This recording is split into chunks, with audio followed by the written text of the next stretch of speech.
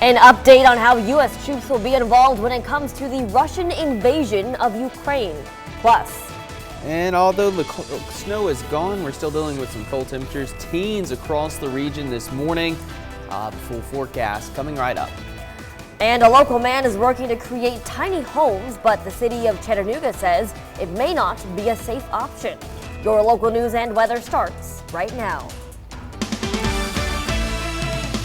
This is Local 3 News, Weekend Today. Hey everybody, happy Sunday. Thank you for starting your morning here with us on Local 3 News Weekend Today. I am Angela Kim, joined here by meteorologist Clay Smith after a very eventful day yesterday, Clay, but it seems like things have calmed down a bit for you this morning. Yeah, definitely. Yesterday was definitely kind of a long day for the weather team, but hey, things are calm. We're not dealing with any precipitation this morning, just high pressure building in, but it is a cold start. We have temperatures in the 20s all across the southeast. Not quite as cold as we previously thought, but still 23 in mid-March. That's a pretty cold start to your morning. So if you are heading out, be sure to bundle up. Some locations like Altamont, Athens, Murphy, actually in the mid-teens this morning. Dayton at 19, 18 in Cleveland, and 19 in Fort Payne as well. So very cold outside of the city. And again, it will warm up later on, but this cold air actually goes all the way down into the Florida Panhandle. Those purple shades, that's freeze warnings. So a pretty late freeze all the way down to places like Jacksonville and the Gulf Coast. So some pretty significantly cold air. And that looks a little funny. I'm going to have to readjust that, Angela. It was so cold yesterday, I had to change the numbers. But by this afternoon, we'll be in the upper 40s to lower 50s. And then we're going to be tracking a warming trend into next week. But again, I'll have a full look at your forecast and when you can expect another round of rain coming up here in about 15 minutes. You know, I feel like the reason that graph is so low is because it's going to get even higher at the end of the week, you know? So it's nothing compared to how it'll be by Friday. Exactly. We'll be talking 70s potentially. Totally on purpose, guys. Absolutely. Well, we also have a programming note to share with all of you at home as well. Tonight around midnight, depending on how you receive Local 3 signal, you could experience an outage. Now, this outage is planned and is needed to maintenance. So we did expect the outage to last up to a few hours, and we do appreciate your patience. Now, we also begin with an update on Ukraine. Russia's invasion of Ukraine entered its third week as the Russian army shells the port city of Mariupol. Russian tanks rolled through the streets of Mariupol yesterday, and Associated Press cameras captured the tanks shelling residential buildings. It is not clear whether the tanks took fire from the buildings before they fired on them. Ukrainian soldiers took cover inside buildings as people ducked behind what they could to protect themselves. The city has been left for days without power and water, and city leaders are pleading for aid that cannot make it into town because Russian troops have circled the city. And yesterday, the president of Ukraine said Russia was using numbers and terror to try and break his country's spirit in an address on Facebook right here. The enemy is bringing new and new columns into our territory. They're looking for men to fight. Reservists, conscripts, mercenaries. They're trying to take us by the numbers of men and equipment. They're using terror to break us, to break our faith in victory and in Ukraine. I am sure that they will not succeed. This will not produce a result. U.S. troops are headed to Europe to support allies during the Russian invasion of Ukraine. Now, 150 troops from Hunter Army Airfield left the U.S. from Savannah, Georgia on Friday. Their final destination is expected to be Germany, where they will provide maintenance and logistics support for a combat brigade that is already overseas. Their deployment is set for 6 months, and more than 3,900 troops have been deployed from bases in and around Savannah over the last few weeks. In Murray County, search and rescue crews conducted a mountain rescue operation. A caller alerted the team that a vehicle had run off East Cowpen Road, which is off Old Highway 2, where there's little to no cell service. Rescue crews said that the roads were wet, muddy, and slick where they located the vehicle, and the area in the Cohutta Wilderness has gravel roads up the mountains, making a rescue more difficult. The team was able to take 2 four-wheel drive vehicles up to the crash and safely bring those people down the mountain. Well, people experiencing homelessness may be experiencing a brutal weekend, but a local man thinks he's found a temporary solution to keep people warm. Josh Kapelish is in the process of building tiny homes for people experiencing homelessness. The homes are designed to fit in the spaces city officials plan to use as a managed homeless encampment, but they are not on board with the tiny homes. We were so cold and so wet, and he came out here and immediately he came and saw the situation we were in, and immediately he started. I mean, he didn't even know me and my husband until then. Tents are more flammable than these buildings are. Now, city officials say they are working on safer options, such as a hotel, to help the homeless. Kapelish says the city's progress has been slow, and these homes are providing immediate shelter. While the Walker County Board of Commissions declared March as Multiple Myeloma Awareness Month. This proclamation was presented to the Walker County Steve Wilson, and he was diagnosed with multiple myeloma in September of 2009 before having a successful stem cell transplant 7 months later. And hey, this morning it is that time of year again, time to spring forward. This morning we did lose an hour, and daylight saving time began at 2 today for most of the U.S. So it is time to set your clocks 1 hour ahead. And speaking of that, time now is 6:05, and when we come back on Local 3 News Weekend today, we are starting out our Sunday morning having lost an hour, but what does losing that hour of sleep do to our health? That answer up next.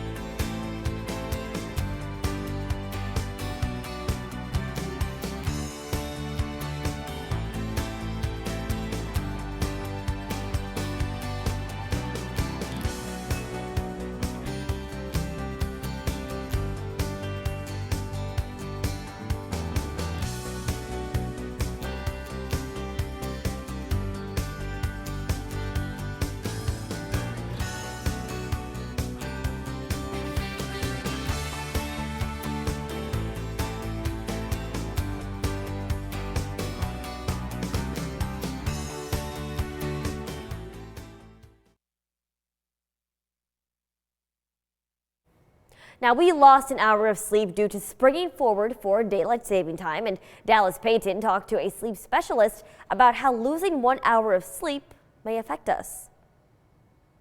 I learned that daylight saving can be harmful to the human body, so preparing for it in advance is best. Dr. Anuj Chandra with the Advanced Center for Sleep Disorders says there is nothing good about time springing forward. There is increased risk of rates of stroke, heart attacks, motor vehicle accidents, the day following, when we lose 1 hour. Dr. Chandra says research shows that we are already sleep deprived as a society. He says teenagers are at higher risk of being affected. And if you combine this with, college students consuming alcohol, and being even more sleep deprived, studying for exams or term papers, this is a recipe for disaster. But there are many ways you can prepare yourself to get some shut-eye. The best practice is setting your clock an hour ahead now, preferably 3 or 4 days before, instead of waiting until Sunday. So that way you don't have to be so stressed about it. Mondays are bad for everyone, because it's stressful, it's the start of the week, and you combine it with 1 more hour of less sleep, whether it's for students, parents waking up kids to get them ready for school, getting ready themselves. Other things you can do is exercise, increase water intake, limit caffeine and alcohol consumption, get morning sunlight and fresh air. Avoiding blue light is also a good practice. Get off all the digital devices at least 2 hours before bedtime. Use blue light filters and your night mode on all your phones, your iPads. Also, TV is very stimulating, especially with, the horrors of the war going on right now and even otherwise. He suggests you have a downtime and use it for meditating for just a short time. The list of tips continue. For more information, you can visit sleepforhealth.org. In Chattanooga for Local 3 News, I'm Dallas Payton. So, moral of the story, if you need to hit snooze on your alarm, totally okay today. Well, hey, time now is 6:10, and after the break on Local 3 News Weekend today actually marks 29 years since the blizzard of '93, so we will take you back. And also, here's a few snow pictures from our viewers yesterday. Take a look.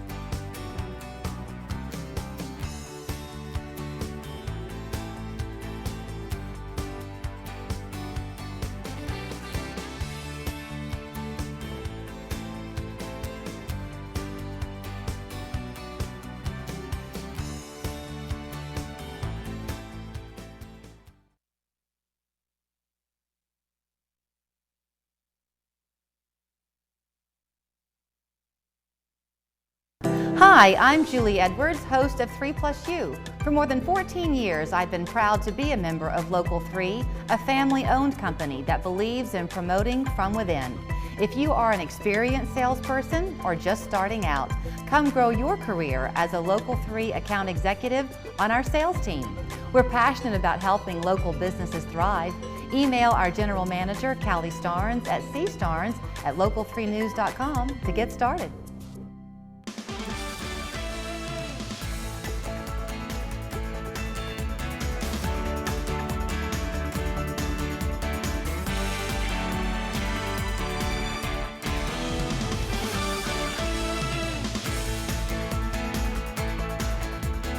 Hey everybody, welcome back on this Sunday. Also, daylight saving time. If you have not done it yet, move your clock forward that 1 hour, and you may be feeling the effects of losing that hour of sleep. And if you step outside, Clay, you're also going to feel these cold temperatures today. Definitely doesn't look the same as yesterday. No snow, but still just as chilly, if not chillier.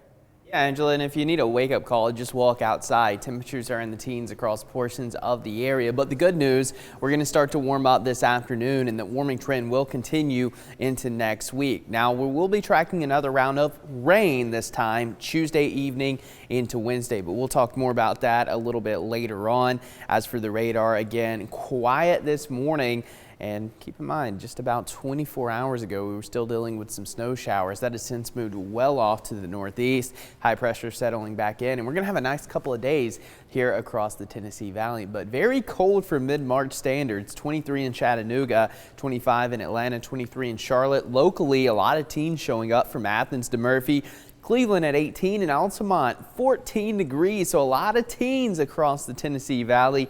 Certainly want to layer up if you are heading out and about. And just keep in mind, we're kind of entering that transitional phase where we're moving from winter into spring. And typically our last freeze is right around March 24th. So this isn't necessarily unusual. However, we're not typically in the teens this late in the year, and our last frost is right around April 4th. So we still got a while to go before the cold air eventually moves out for good and we enter into spring. But you know, it is going to be a nice day after a really cold start. No rain to track. And then going into your Monday, some clouds move in during the daytime, but really not expecting any rain. Overall, it's going to be a pretty nice day with plenty of sunshine, especially early in the day. And then Tuesday, it's going to be mainly dry for most of the day. Now, after about 5 o'clock, some of those showers begin to move into northeast Alabama and portions of North Georgia, continuing into the late evening. But notice the further north you go, the less chance of rain you're going to have. This is mainly going to be to our south through Tuesday evening, and then overnight and an early Wednesday morning. That's when we're going to start to see some of that rain pushing in across Tennessee and portions of the rest of our coverage area. That will continue into Wednesday morning as the low pressure moves just off to our northwest, and then gradually the rain will begin to taper off as we go into Wednesday afternoon. But again, it's going to be relatively unsettled. We'll have multiple chances of rain moving into next week, and then Friday into Saturday, another round of showers and maybe even a few storms possible by next weekend. But again, if you don't like the temperatures we've had this weekend, if you're not a fan of the cold here in mid-March, it's going to warm up nicely. We'll be pretty close to average Monday through Wednesday, and then Thursday and Friday right back into the 70s. So we'll be about 10 degrees above normal,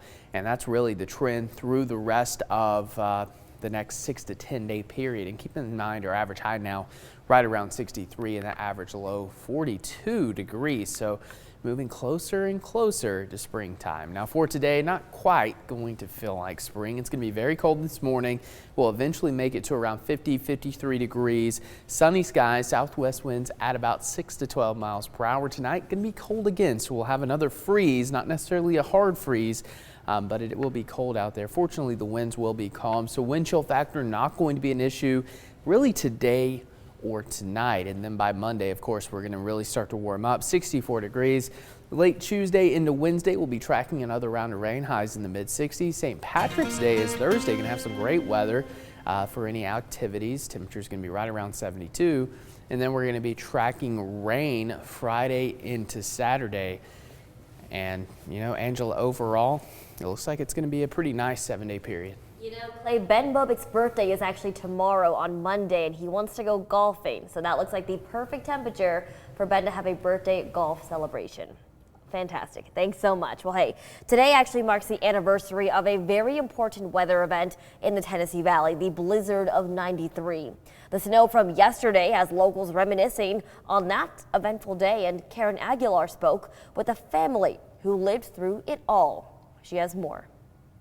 29 years ago, Kelly Daggett Perry and her mom, Anna Daggett, survived the catastrophic blizzard of '93. How do you feel about that, and especially that the temperatures are going to be as cold as they are tonight? Oh my gosh, yesterday it was 70 degrees, and today we've got 4 inches of snow, which was exactly deja vu. The blizzard killed several people and left thousands without power for weeks. But the two made it work without power and even fed over 200 emergency service workers at their home in Chickamauga, Georgia. My mother is basically Laura Ingalls and grew up cooking on a wood stove. That's how we were heating the house and how Mama was cooking for everyone. Cooking in the dark. And had candles and oil lamps. How many meals a day would you guys say you served?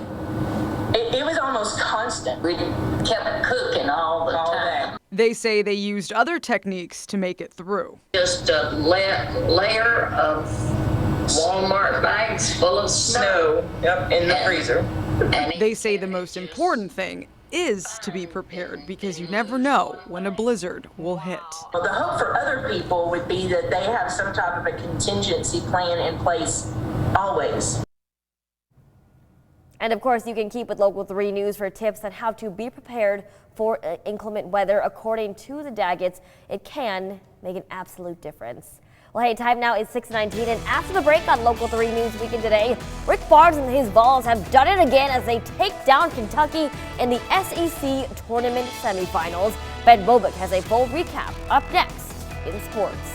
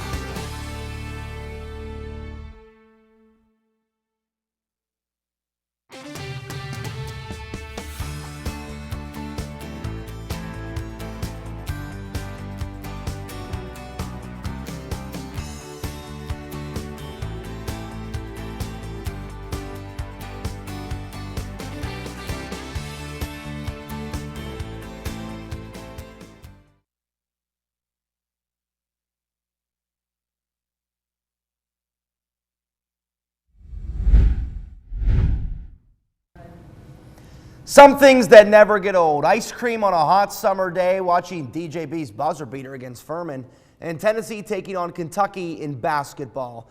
And if you can imagine, it just gets even better in the postseason as the Vols and Cats battle for a spot in the SEC tournament title game on Saturday down in Tampa.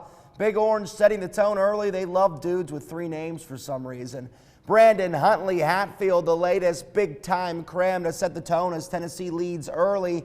9-point lead for the Vols late in the first half. They want to get it to double digits, and double digits they get. Kennedy Chandler, what a tough bucket as Tennessee leads by 11 at that break. Now to Showtime, baby. A little over 3 minutes left. Vols up 9. Corner 3 for Sakai Ziegler. You already know. He's so good. Vols up double digits again. Kentucky not going down without a fight. Ty Washington in the corner. How this one goes in is beyond me. These guys are good. I didn't realize they're that good. Wildcats cut the lead to 9. Then in transition, Keon Brooks Jr. cuts it to a 7-point game. Kentucky gets it down to a 3-point game with a minute left. Chandler just has to chuck up a 3 after his first one's blocked. But how about Santiago Vescovi? An offensive rebound for the ages as he gets fouled. Vols hit their freebies, and they take down Kentucky 69-62 to punch their ticket to the title game Sunday at 1. Ever since getting blown out in Rupp Arena, this team has been on a mission. We have great leadership on the team, and I think that is really important at this time of the year, having your leaders going through these games, leading younger guys. Coaches always, before every single game, have a championship mindset, and that's what he's been saying ever since. Every single game, honestly, you got to have that championship mindset, and our goal is to play Monday night, the NCAA tournament championship game, and that's our mindset. On Monday night in April is the goal, but first they have to accomplish another later today, and that's a win an SEC tournament title for the first time since 1979. Tennessee will take on Texas A&M later today at 1 for all the marbles inside Amalie Arena in Tampa Bay, Florida. And in other SEC basketball news, former Chattanooga Mocs head men's basketball coach Will Wade is officially out as head coach at LSU. Wade's firing comes days after the school received a notice of allegations that detail significant misconduct. He was 108-54 in Baton Rouge, but his tenure was marred by an FBI investigation back in 2019, and now the latest accusations.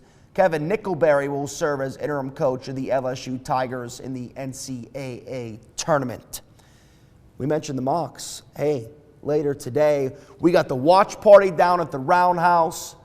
At 6 o'clock, we're going to be live down there, and our first ever Horsing Around, our season 4 finale with a collegiate athlete, with Malachi Smith coming at you later today at 6 and 11. We will find out today who the Mocs will play and where, for that matter, in the NCAA tournament. That does it for your sports. Always more online at local3news.com or inside our app. Happy Sunday, fun day, folks. We hope you have a lovely, lovely day. Yes, you will definitely want to pack that Roundhouse today. It's going to find out the Mocs will be in Milwaukee, Buffalo, Greenville, Pittsburgh to be home of the Ben Bobick. You never know. Well, hey, it's time now to look at our birthday and anniversary salute. So first off, happy birthday to Casey and Sierra Blevins. They are both turning the big 2-0 today, and this birthday wish comes from your mom and your dad. They say, we are proud of you both and hope you have a wonderful day. Plus, happy birthday to Cree Alexander Gordon. He turns 9 today, and this comes from his parents as well. They say he is a student athlete. He's very smart and brings home great grades. And as you can see in the picture, he plays basketball, baseball, and football, and is an all-around awesome kid. And hey, Cree, happy birthday. You are a Bojangles winner today. You get free breakfast on us. And if you want to celebrate someone's special day, be sure to send in your salute at least 1 week in advance to this email on your screen. It is salutes@local3news.com. Please include your phone number and your address.